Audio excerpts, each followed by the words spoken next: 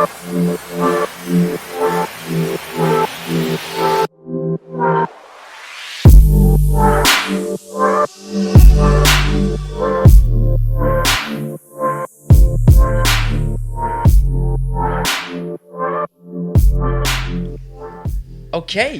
guys, welcome to another episode of The Anchor of the Week. Yes. We are buzzing for today. We've got a special episode, Courtney.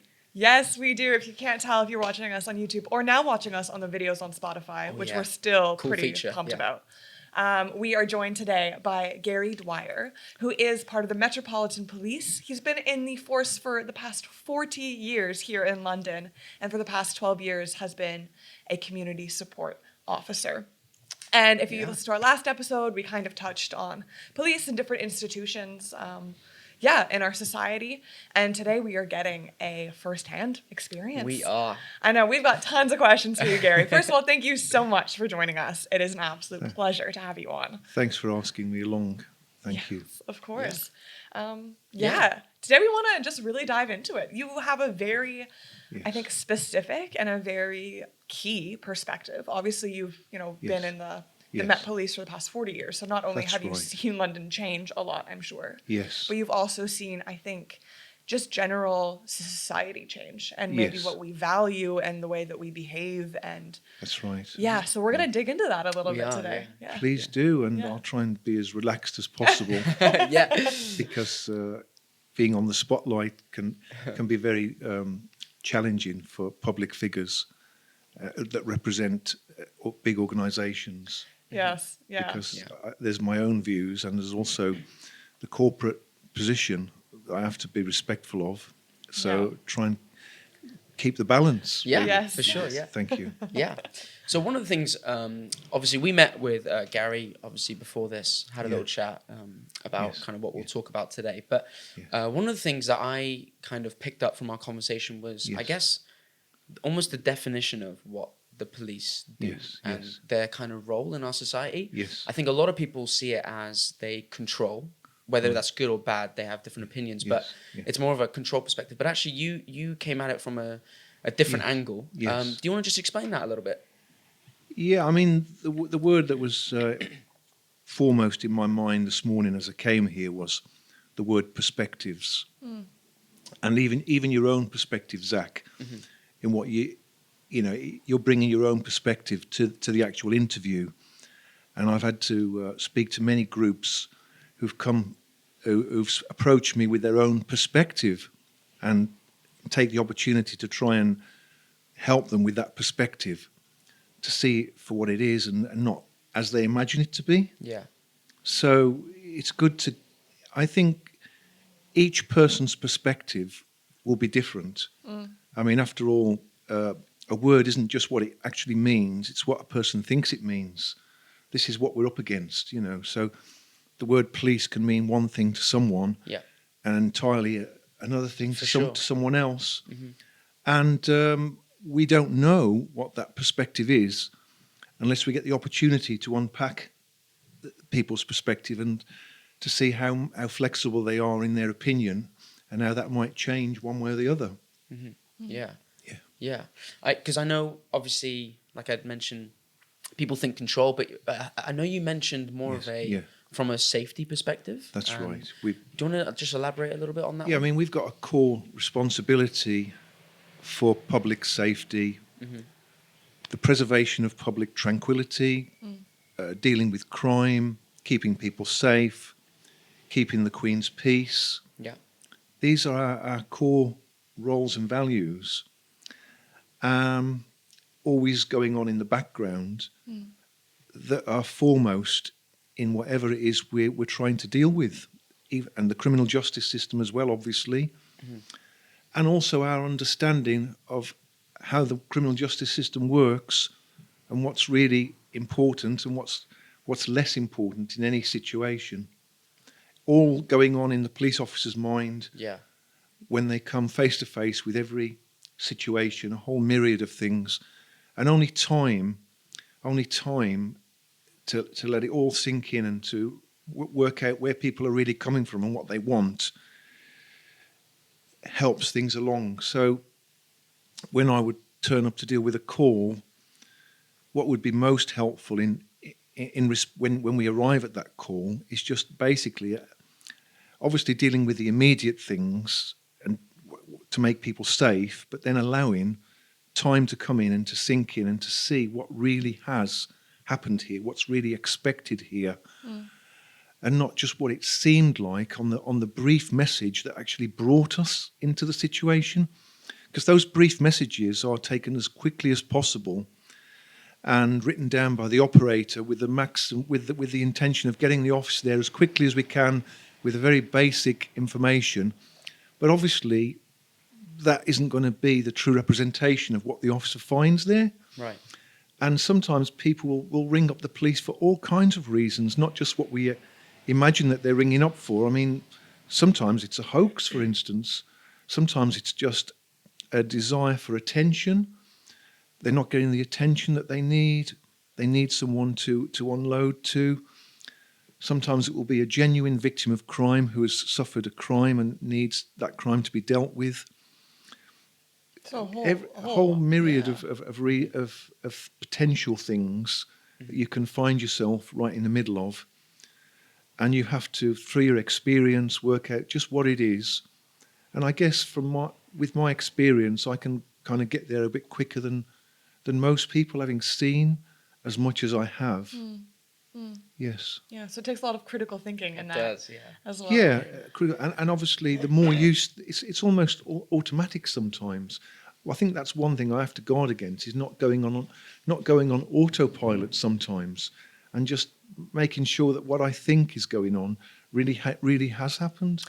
That's very interesting, actually, Yeah, right? Because I mean, you would assume Yes. that Yeah. you get good at your job and you're doing Yes, that's right. things like Yeah. that to be efficient, but Yes. to not just go into a situation That's judging right. it. Judging the Yeah. situation. That's right, and just think and stereotyping it, Wow, but actually yeah. just think, well, hang on a minute, what have we really got here? So, for example, sometimes the guilty party could be the one making the call, and the innocent party could be the one standing back. And you go in there always imagining that you're going to meet the innocent party first of all, that they're the ones who've called you, when you're actually meeting the one who's the guilty party who's trying to cover up for what they've done. Wow. What a plot twist. So honestly. that can happen as well. Yeah. Wow. And then sometimes it will be a third party that's reported something where they haven't got the full facts and they don't really know what the victim actually wants to do about it, but they wanted to tell us anyway because they think we should know, Right. even though they've got nothing to do with the situation. Right. So you've got to take into account that as well. Yeah.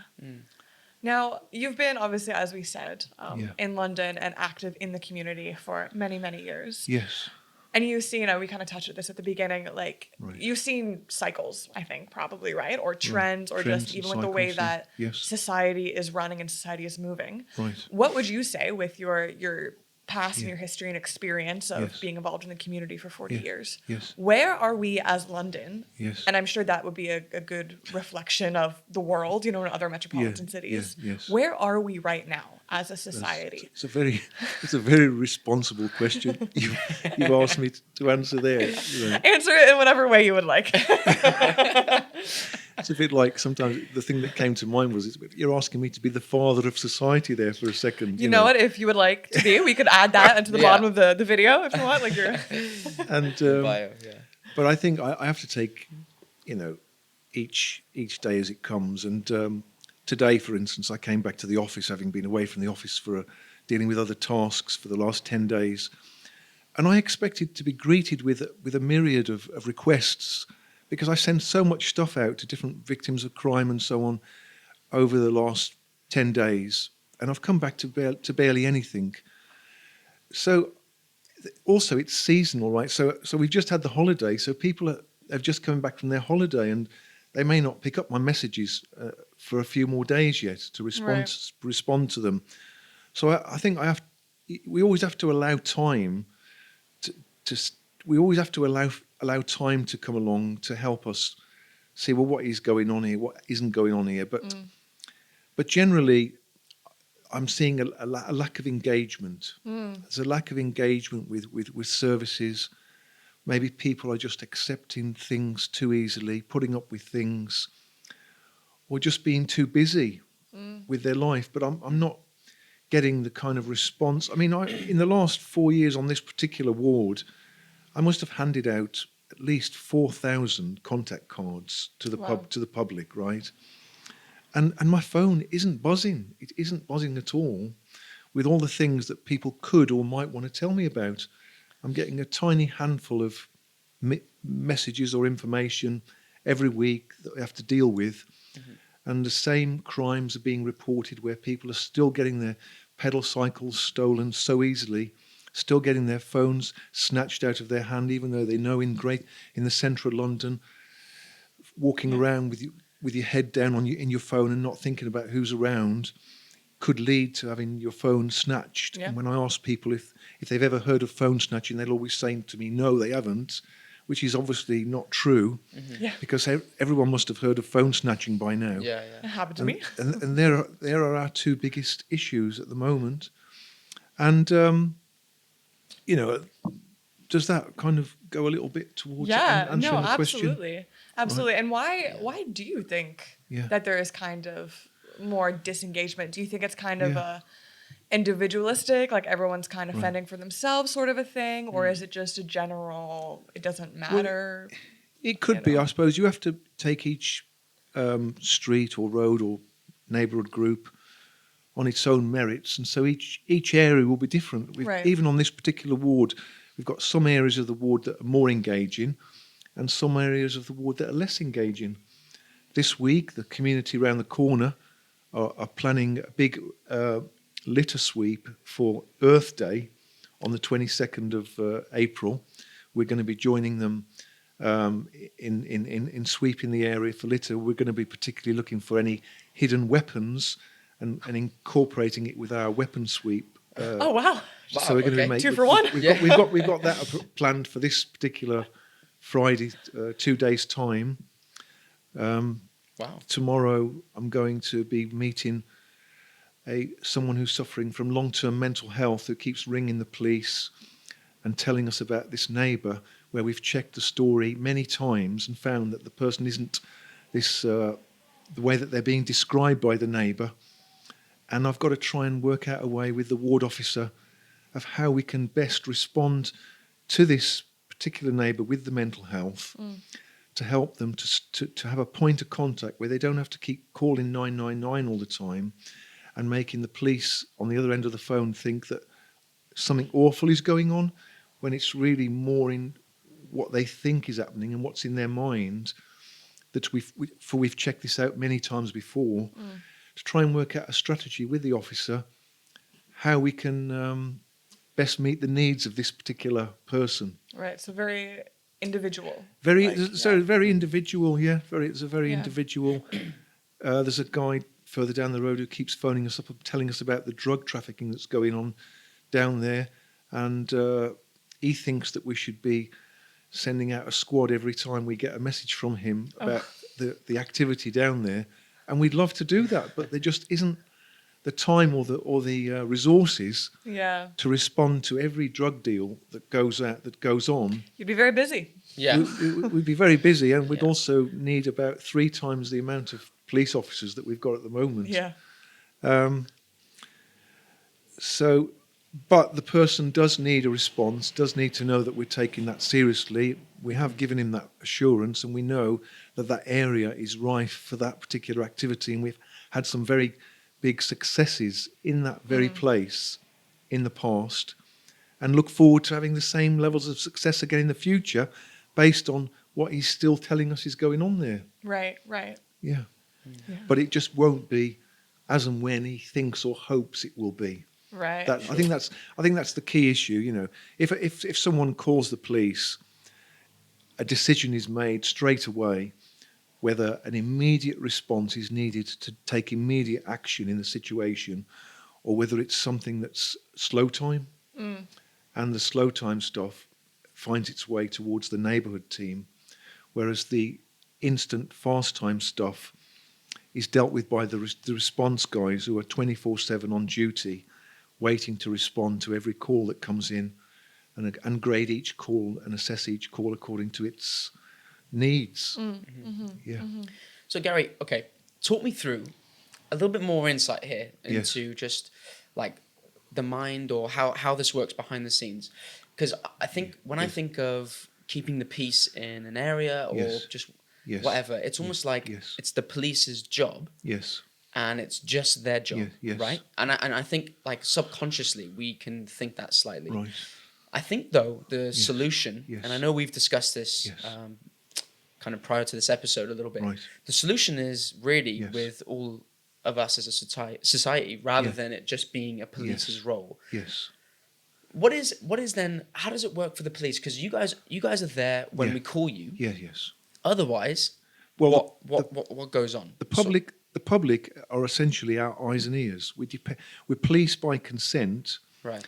We depend upon the public to let us know whatever their concerns are as soon as they can in the appropriate way. We've got about 10 different methods of contacting the police today. There's never been more. Mm-hmm. There's never been as many ways of getting through to the police and getting the message through. So we depend upon the public to let us know what is happening at the time. Right. And obviously, London is a big place. We have 11,000 calls from the public every day. It's really strange how literally within 100 or 1,000, the same number of calls. You wouldn't believe it. You'd at least think that one day there's 2,000 calls, another day there's 7,000 or 8,000. But no, literally every day, the number goes into 5 figures, and can go higher than that for London, for the whole of London. Sure. And so all those people are calling into the police every day to pass the message on, to tell us about something that's happening. A road accident, for instance, will be an immediate response where someone's been knocked over. I saw in the operations room the other day, a guy was crossing the road and he was knocked flying by a car, and they caught it. They had it on camera very soon afterwards, and there he was, sitting down in front of the camera, being taken care of by ambulance and police. And we're watching it on the screen in the control room because the cameras. Sometimes it was very convenient of him to get knocked over right in front of the CCTV camera. It's not that there's a CCTV camera on every corner waiting to capture whatever goes on. Sure. Some people think that's the case, but it's not really. There's a lot of doorbell cameras and useful cameras here and there, but it's rare that someone will be knocked over right in front of the CCTV camera for the control room to watch what's going on there. Mm-hmm. But it can happen. Yeah. And so we rely on the public to call us up. 11,000 calls a day. We respond to it. We respond to it in the appropriate way, or it may become slow time. The thought that came into my mind as you were asking that question is, some people living in London, right, don't realise that London is a capital city. It's a metropolitan area. It's not a county area. It's not a rural area. So rural life is a completely different utopian kind of life, right? To city life. Yeah, and people are living literally on top of each other 5 or 6 times over, all around us here, and that has its own challenges and problems. And so living in the city and having everything on tap, buses outside your door 5 times a day, out in the as we call it, out in the sticks as we call it. I mean, some bus routes are even being withdrawn, and some people don't even have a bus route. So it's important for people living in London to have a realistic understanding of what life could be expected to be like in London compared to what life is like out in the counties. Yeah. And so sometimes it's very interesting when we get called by someone, we're hearing them almost demanding and requiring a lifestyle that would be afforded to someone living in the counties. Interesting. But we can't say to them, this is London, not Bedford. We can't. It doesn't go down very well, does it? I don't think you get a great response on the other end of the phone. But we've got to be sympathetic and understanding and sensitive to that person. And each person's needs are unique to that person. If that person feels that life can't go on that in the way that it is doing at that, we want to hear that. I want to hear that. I make myself available. I have drop-in surgery. I mean, this place we're meeting in at the moment, I've met the public in this very room many times. I've had surgeries in this room many times. People turned up here talking to them about very down-to-earth issues about life in general, and having the time to speak very informally to them, to get perspectives put in context. And you can only really do that on a face-to-face basis. Sure. Right. And every ward in London, there's 600 wards in London, have all got their own neighbourhood team, where there's at least one PCSO and 3 or 4 police officers on every team that are there to respond at a person's leisure, convenience, by appointment or otherwise, to come and talk to people, engage with them about what it is they're facing, and they're waiting for the public to get in touch with them about whatever the issue is that they might be facing, but they're not mind readers, they don't have a crystal ball, they don't know what's going on unless it's brought to their notice. And and the other thing as well, add to that, is that once it's brought to police notice, it's important to expect some kind of follow-up and follow through with that, and to say, well, look, if it's not gone away, if it keeps happening, we want to know that. We want to have attention drawn to that. The sad thing on my ward at the moment is there's 2 issues going on involving troublesome issues. And one issue happened first, and one issue is getting all the attention. The person's about to be arrested in the next few weeks. There's been a lot of police time being invested in that. But there's equally another problem where there's several residents upset, concerned, crime is happening there, and it's just not been getting the attention that it deserves to get for whatever operational reasons there are. And these are realities, you know. It's not that the police don't care about that. It's just that this other thing has kind of come along and taken priority. But we are actually going to get around to look at that. But we want the people to stay on board and to continue to say, look, this is still happening. What are you going to do about this? This hasn't gone away. Yeah. In the police mind, right? This is how the police mind works. If someone isn't phoning up and telling us about a problem, we imagine in our minds that there's not a problem happening. It's as simple as that. If an area or a road or an address stays quiet about an issue, as far as the police are concerned, or the ambulance or the fire brigade, there's no fire there, there's no call for an ambulance there, and there's no call for police there. There's no issue. There's no issue unless it's brought to notice. Right. And so it's really important for everyone to report, even if someone has an attempted scam made upon them, even in the tiniest way. If you get a thing on your phone saying, oh, you need to press this button to confirm that you still want your parcel, that's important. You know, that those tiny details are all important, whether you feed them directly to the police or whether you feed them to your neighbourhood association. You need to be everyone needs to be involved in a group. No one should. I know it's difficult, and I'm not I'm trying not to generalise, but it's so important for everyone to be in a group and to be part of a community.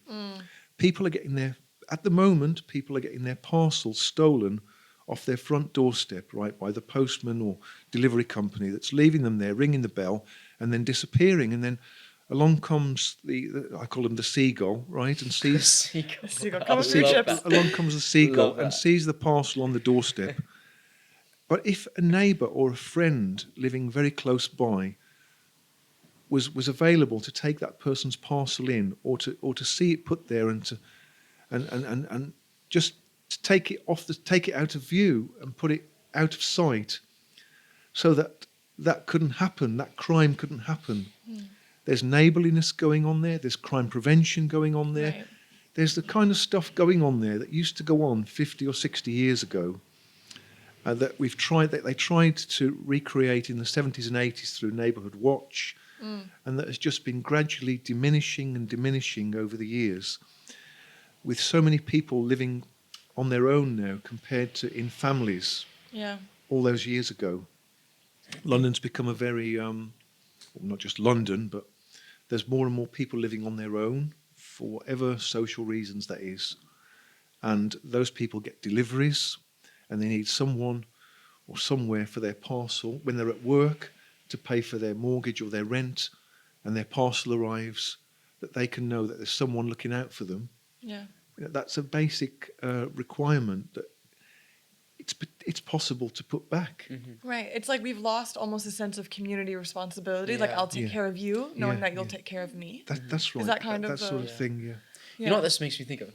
When I'm driving in my car Yes. and I see a police car, Right. like straight away, Yes. like my chest, like Yes. proud, and Yes. like my shoulders are back, and Yes, I've yes. got both hands on the steering wheel, and yes. like I correct myself slightly. Yes, yes. Only like it's a bit of a joke in my head, Yes, but it's yes, also yes. Yes. like I'm being watched and stuff like that. Right. But actually, they're probably just going to Go- their, going whatever yes, they've been called to. Yes, yes. And like they don't Yes, yes. really give a toss about the way I'm driving. So They're not like, staring into you know, your they're car. not. Yeah, they're not observing like that. But it did make me think of that because Makes you that, gives you that feeling, maybe. it does. But also, Yes, like yeah. in reality, Yes. they won't Yes. like, watch me and check over and Well, stuff like that unless they've been told so. It's Yes. like I should just be responsible Right. as it is. It shouldn't be a case of them. But if you think about, watching if you over me. turn that around, right, and think of perspectives, you may see a police car parked up with the police officer inside, or both police officers, looking down on their screens, right? Yeah. To some people, or to a lot of people, that can look like the police officers are on their phone and not engaging with the community or not doing their job, when really they're actually reporting the crime that they've just received the details from, Yeah.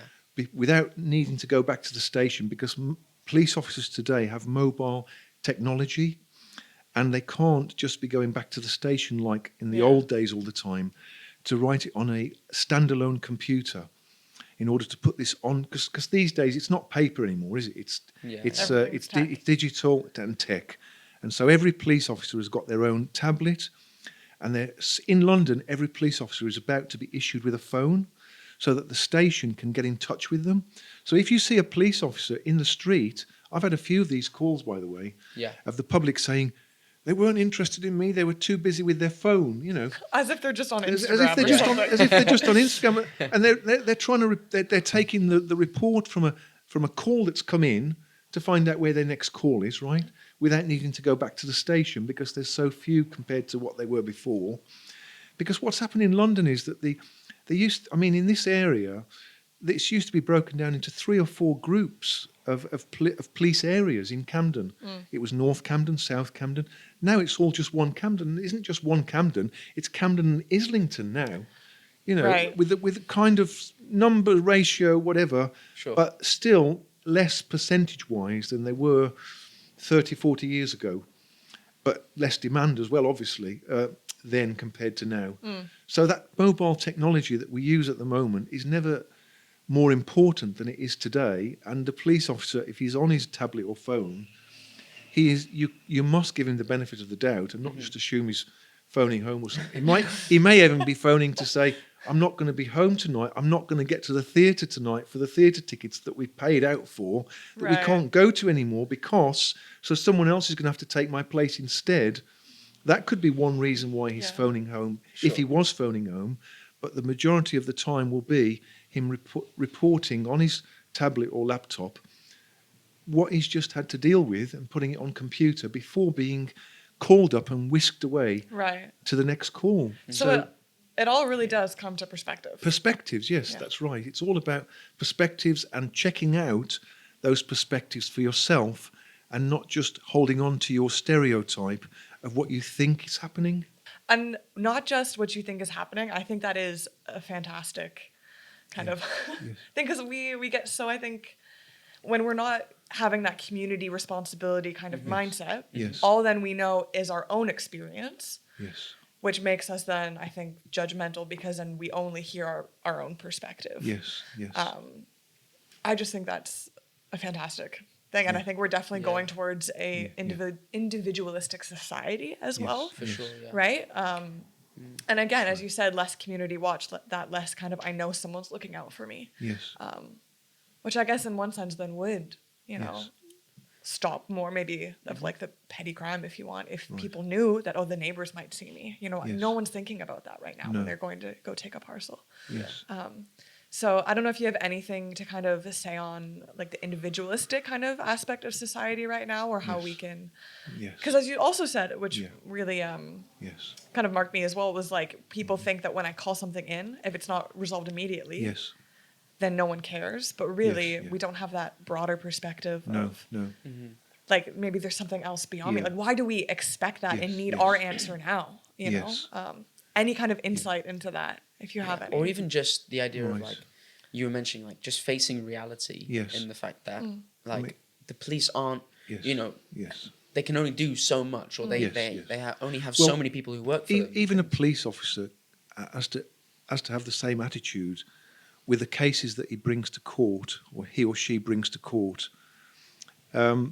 He might do so much. He or she might do so much work in bringing that case to the attention of the criminal justice system and the court, only to watch it not get resulted in the way that he or she wants it to be, and he or she can give up on doing their job to the fullest of their ability if they allow perspectives.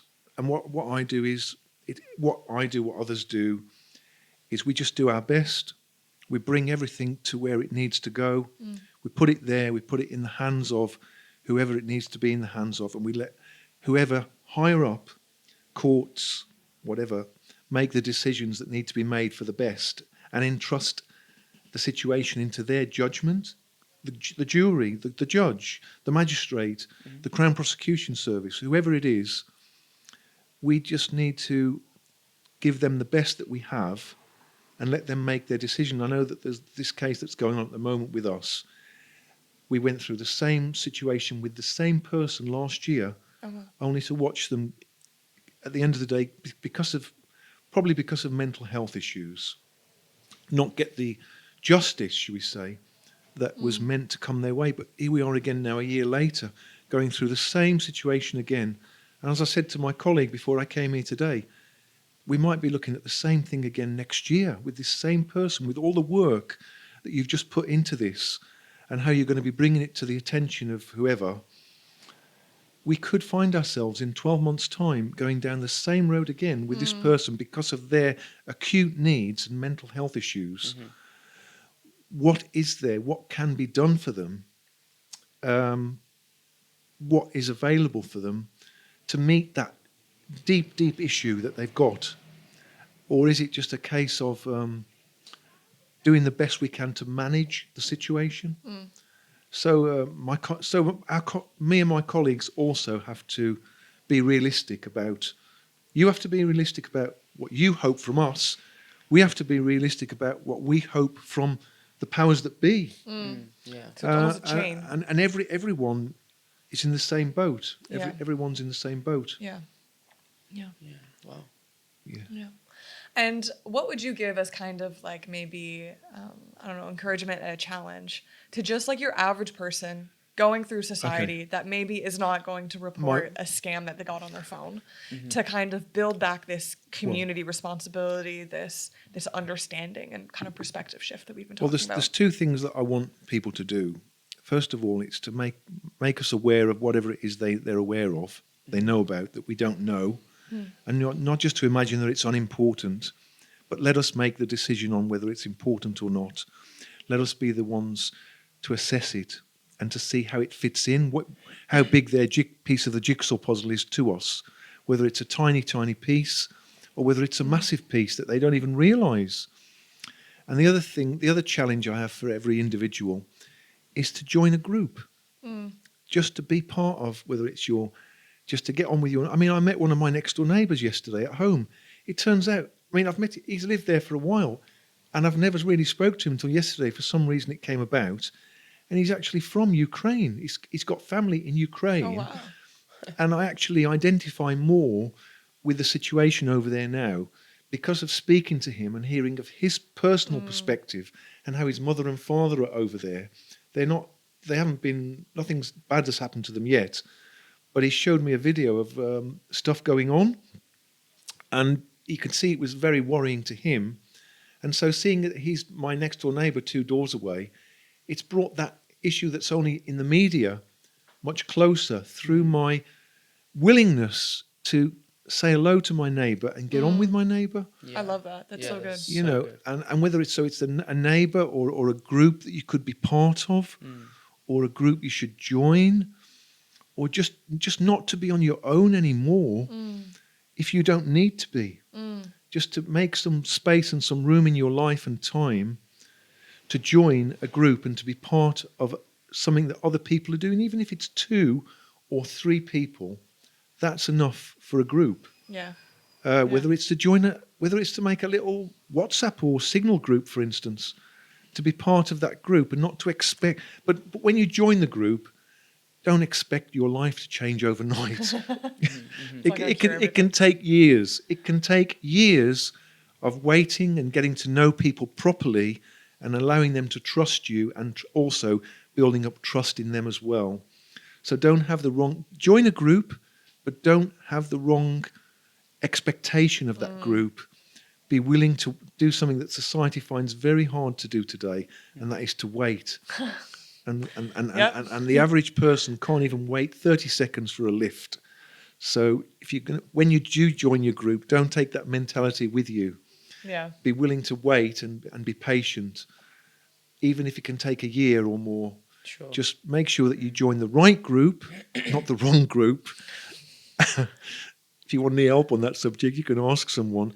Yeah, ask someone whether it's right for you to join their group, that group or not. You know, and maybe make up your mind over a couple of weeks before you join the group. You know, don't just jump into a group and say, "I've got to join a group. I'm going to join a group today," and just join any group that comes along. Could get you into some sticky situations.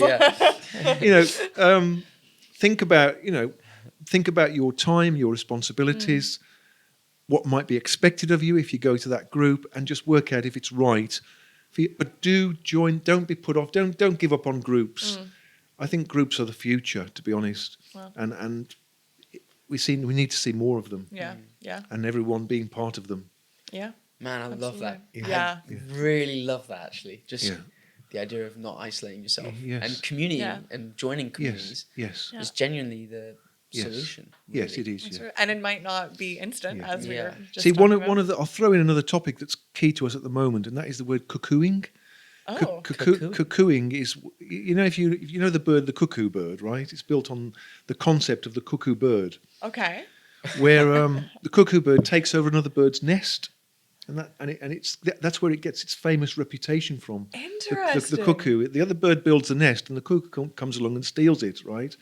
Well, what's happening in society today, not very much, but it does happen, is that vulnerable people are allowing the wrong people to come into their life and becoming friends with them. And before you know it, they've taken over their home and all their private issues and everything else, and they've become cuckooed.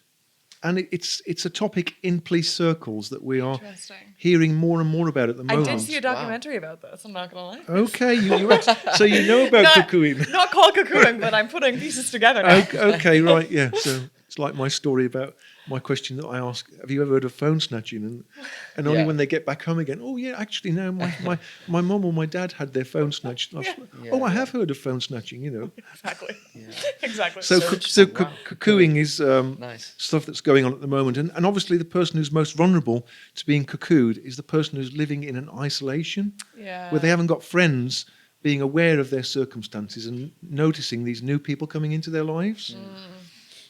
Yeah, so that's cuckooing for you. Amazing. Yeah, something to think about. Be aware of, and to make us aware of if you think that's going on. Yeah, right. To tell us about, I think this person's having a problem with cuckooing. We can come and check it out.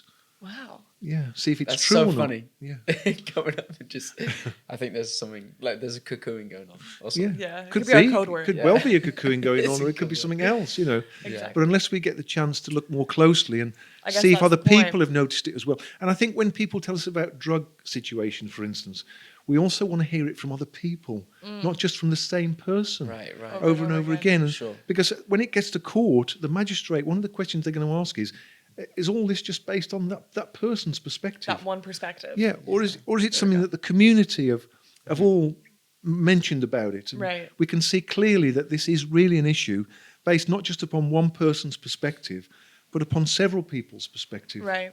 You know, and that gives clarity to a situation when more people are bringing forward their perspective.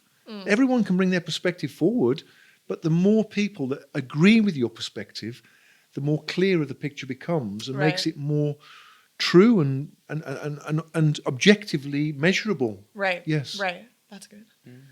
Everyone's perspective merges and we find the Yeah. truth. Yeah. Yes, that's right. Yes. Yeah. And what do they say, that joke? 100 X number of people can't all be wrong. Exactly. Exactly. Sometimes they are. Yeah. It's got to be right eventually, right? But generally speaking, in normal Sure, yeah. circumstances, you know, with no motivation or no motive behind it, a person's perspective will be genuinely read and seen for what it is. That's so good. And I think we're wrapping this up now. It's Okay. about time. But I want to end with this, with something that you had said in our previous meeting as well. Yes. So that there is one timeless rule: Yeah. put other people before yourself. That's right. And yes. Yeah. I think It that's is. great. It's about putting other people first, and not being in such a hurry yourself, regardless of your own agenda, to get done what you've got to get done, because that might be the only chance you get to bump into that person who you just happen to see. And if your agenda's more important than that moment and opportunity to see and meet that person that you've been waiting to see and meet for so long, your priority issue can continue to dominate your life and can continue to keep you isolated. So by putting other people first and stopping and making room for other people and making a habit of it, that's the way forward. Yeah. You know, Yeah.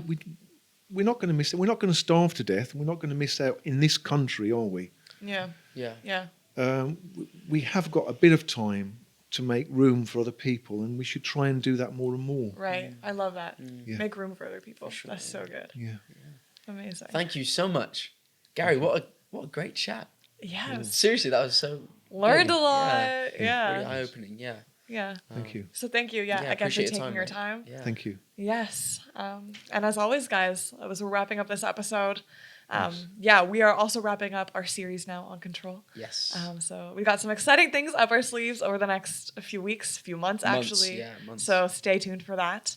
Yeah. And Zach, in the meantime, where can they find us? Yep. Gary, I don't know. Well, are you on the socials, Gary? Or We've got the Is there anything- we've got a Twitter site called Okay. Cantalos. MPS at MPS Cantalos. That's right. At MPS Cantalos is our Twitter address. We've Yeah. got our email address of cantalos.snt Nice. at met.police.uk. Amazing. And we've also got the ward mobile of 07 407 477 772. So there's 3 immediate ways Ways to get in touch. of getting in touch with us. And even if your issue doesn't apply to our area as such, I can certainly pass it on to any of the other teams in London, the whole of London, Fantastic. who would be more than willing and keen to hear from me, and I know how to get that message through to them. Mm-hmm. So wherever it is in London, I can't say about the counties, but in London, Yeah. that's Yeah. probably wide enough. You know. Yeah. And Fantastic. we're on Thank you. YouTube Yes. at the Anchor of the Week, Yes. as well as Instagram, TikTok, Spotify. all podcast Yes. platforms. There you go. Why Got did it I in the even, end. why did I even try to step in? You had But that. yeah, Awesome. Right. Well, thank you again, Gary. you so much, Thank mate. you, everyone, for joining us, and we Yes. will see you next week. Thank you.